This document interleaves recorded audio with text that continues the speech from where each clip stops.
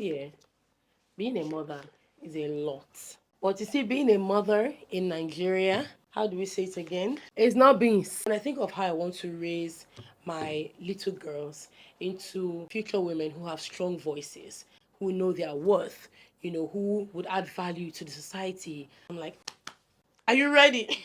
In my early motherhood days, I probably thought this whole thing was about bows and makeup and cute dresses. I used to be one of those women who, if you mention politics, I would tell you that's not my thing. But give me pop culture, I'll be there. As I've grown older, I've come to realize that politics is who makes the decision, but policy is what they decide.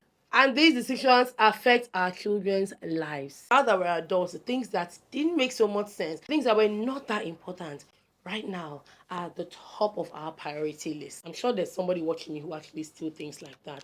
But we're not here to judge you. When you look at it, you realize that it makes absolutely no sense to raise our children right in a world that would not be right for them. I was watching a video on YouTube called The Leading Woman's Show, and Dr. Ejiro, who was a guest on the show, was talking about how important inclusion is, and she was talking about how national gender policy helps so that women are a huge part of policy making, which is very, very important because we know where it hurts. So I'm just going to put this clip over so you guys can listen. One of the indices for measuring how nations are progressing towards achieving SDG 5 is the number of women in parliament. And if you do the analysis for Nigeria, we have failed woefully. So Nigeria has a National Assembly that has a House of Reps, 360 members, out of which we have 17 women.